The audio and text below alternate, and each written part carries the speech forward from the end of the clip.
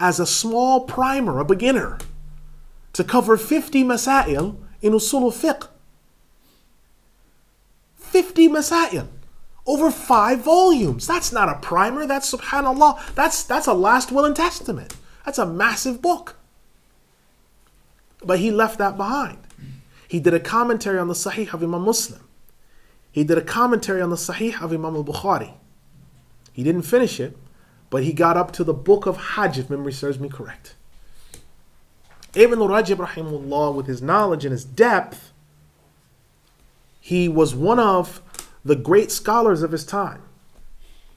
And he was above the mujtahidun and murajjihun in his knowledge, but was still subordinate to them. And that's why he's such an unusual figure, because his hifz is so enormous. The breadth of his knowledge is such to where when he would refer to masail, he would narrate not just all the ahadith on the subject, but every single variation that there is in the hadith. Every single variation. So when you talk about people like this, Ibn Rajab, you have to put him in his proper perspective, from a hadith standpoint, from a fiqh standpoint, from a creed standpoint. He dealt with all these matters. He wrote a book, Lata'if al-Ma'arif, on the different holidays that Muslims have throughout their calendar. The 2 Eids, right? What they're supposed to do in each month, if there's any sunnah things. And if there's things that aren't sunnah, he talks about why. Why isn't this the case? He goes into all these details. He discusses them, right? He mentions about the Eids and the virtues of the Eids, Laylatul Qadr, the different aspects of Ramadan, the virtues of Ramadan, the secrets of the fasting of Ramadan. He discusses all these things, right? He's about 3 men down from our grand Sheikh, Sheikh Abdul Qadir Jilani, rahimahullah. He's 3 men down from him. He's one of the Senate carriers. He's one of the Khulafa in the Tariqah. Very remarkable scholar, and you can see from his character that he stands out. You have another scholar, Abdul Jabbar Al-Khawarizmi, he was a Mu'tazila Hanafi who assisted the Tatars by telling people not to resist him. He died in 804 AH. He was the last of his kind for the most part. He was the last of his kind. Then you find Imam Ibn Hajar Al-Asqalani, the Shafi'i judge. He died in 852 AH. Imam Ibn Hajar Al-Asqalani wrote a number of books in the science of hadith, and he wrote this, the Fath al-Bari. Al-Fath al-Bari is his commentary on the Sahih of Imam al-Bukhari. This is actually the completion of Imam Ibn Rajab's work, which has the same title. Imam Ibn Hajar rahimahullah showers a lot of respect on Imam Ibn Rajab in the opening pages of this Fath al-Bari, and finishes off, he starts the same way, but he finishes off what Imam Ibn Rajab couldn't finish because he died. So with Fath al-Bari by Imam Ibn Hajar, you're getting 2 ulama within one book, which I think is a virtue. And he goes through all the different narrations and chains and any differences of opinion. He goes into everything. I mean, sometimes he'll be discussing a narrator and say, this narrator, in the early part of his life, he was acceptable. But when he narrates hadith in the latter part of his life, he's not acceptable because he suffered a head injury and that affected his memory, and you can't take from him in this issue. So when he's narrating this hadith from this sheikh, that's in his later life. He had a head injury. Don't take from him then. But in this, before his head injury, alhamdulillah, he's fine and he's authentic. When you have scholars narrators that will sometimes have the same name, he can tell you, now this one, sometimes people mix them up because they both have the same name. But this person is this person, and this person is this person. And he can tell you who they are. His books on usul al-fiqh on the science of hadith are standard reference manuals. One of the great Shafi'is from Al-Azhar University. He was the chair at Al-Azhar. Remarkable scholar.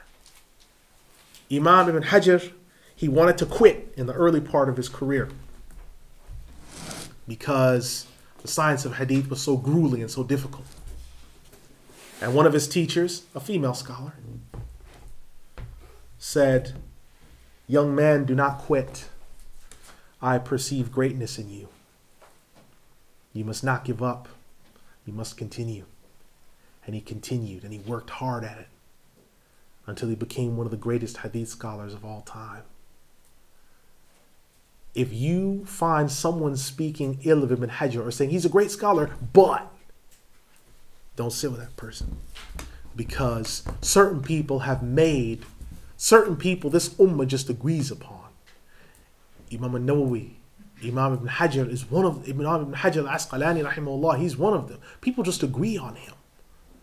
If someone quotes to you and says, if two people get in a discussion about a hadith in Bukhari, what does this hadith mean? No, it doesn't. You're lying. It means this. No, you're a liar. No, you're both liars. And there's this massive discussion. And someone who has access to the Arabic language goes over, takes Ibn Hajar down from his shelf, from the Fath al-Bari, from the relevant volume, reads the necessary page of the hadith, the commentary, the transmission on the hadith, the Arabic grammar that surrounds the hadith. That should be the end of the discussion for you. Well, that's it. Sheikh has said it. That's it. Now, another alim, one of the greatest ulama of all time in hadith, was alive during his time. You may care to take a note of him. His name is Badruddin Mahmud al-Aini, the great Hanafi scholar. The great Hanafi scholar. And chief qadi over the houses for Hanafis in Egypt.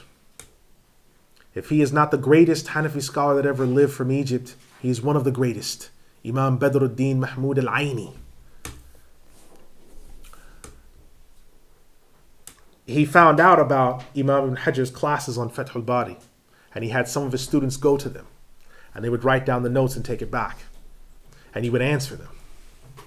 When Imam Ibn Hajar found out about this, he wrote a letter to the other authorities to copyright his book, that he couldn't breach his book. So Imam Badruddin al-Aini, he waited. And when the book came out, he was the first one to buy the Fath al-Bari, and he wrote a commentary going against the Fath al-Bari called Umdat al-Qari, which is the answer to Fath al-Bari from the Hanafi position. Because Ibn Hajar would sometimes say, and the position regarding the hands is that they go under the chest, and there is no evidence otherwise. That's fiqh. Imam Badruddin al-Aini rahimahullah would come and say, now some have said, and they have used great hastiness in their speech, that there's no proof of placing the hands anywhere other than below the chest. We will show you and take the film. We will show you and take the film and the veils from your eyes to prove to you otherwise. And he would go into all the proofs and the evidences. And it's a wonderful, it shows you how you can have a friendly rivalry between yourselves. Because the Shafi'is and the Hanafis have always been very competitive with each other, because of issues of usul al-fiqh and things. They've always been very competitive. So that book is one of the ones where you can get a greater understanding of the Fath al-Bari, Umdat al-Qari. You get a greater understanding of Fath al-Bari and the fiqh issues that are difference of opinion. You can compare those and get a greater understanding. And then finally we have Imam Jalaluddin al-Suyuti, rahimahullah, the great Shafi'i judge. Imam Ibn Hajar al-Asqalani, rahimahullah, dies in 852 AH. Imam Jalaluddin al-Suyuti, originally coming from Asyut in South Egypt. He dies in 864 AH. One of his books, Al-Hawi lil-Fatawa.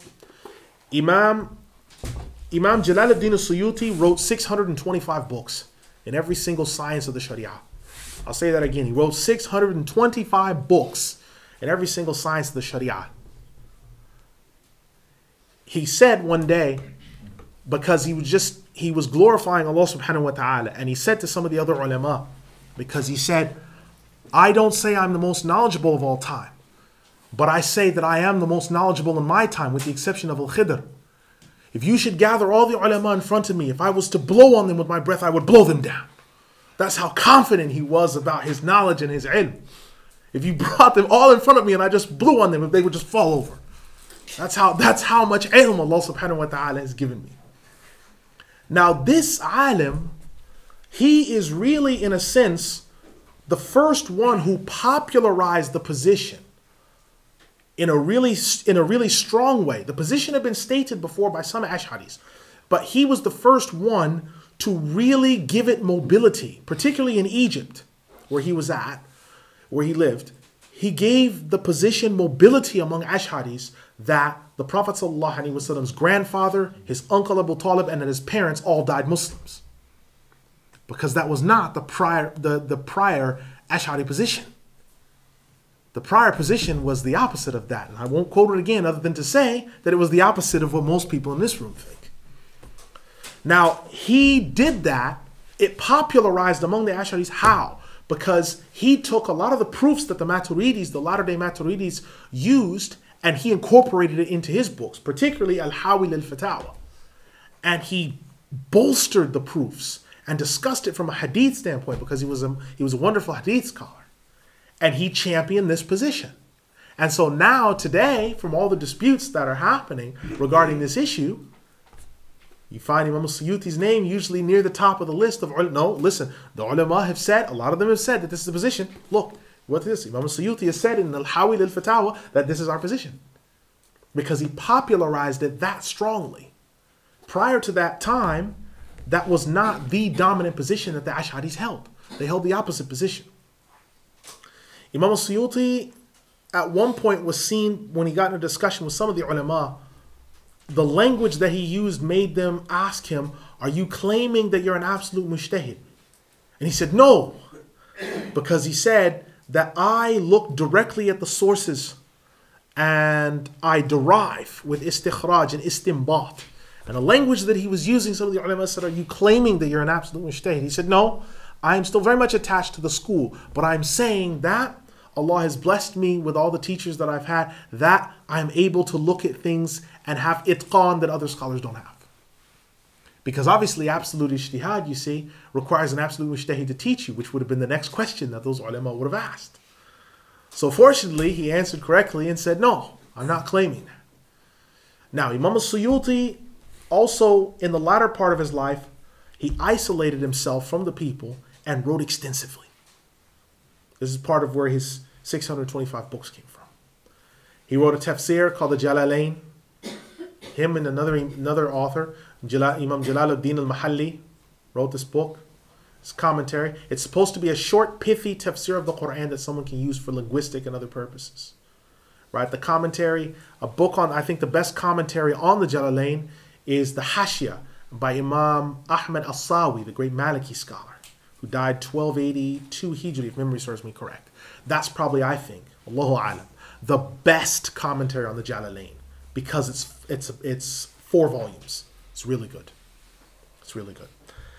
So in looking at then these ulama, like Imam Suyuti, Ibn Hajar al-Asqalani, we realize that the era of the murajjihun, the mujtahid murajjih, is grinding to an end. And so the books become smaller. Books become smaller, so they're not massive like they were before.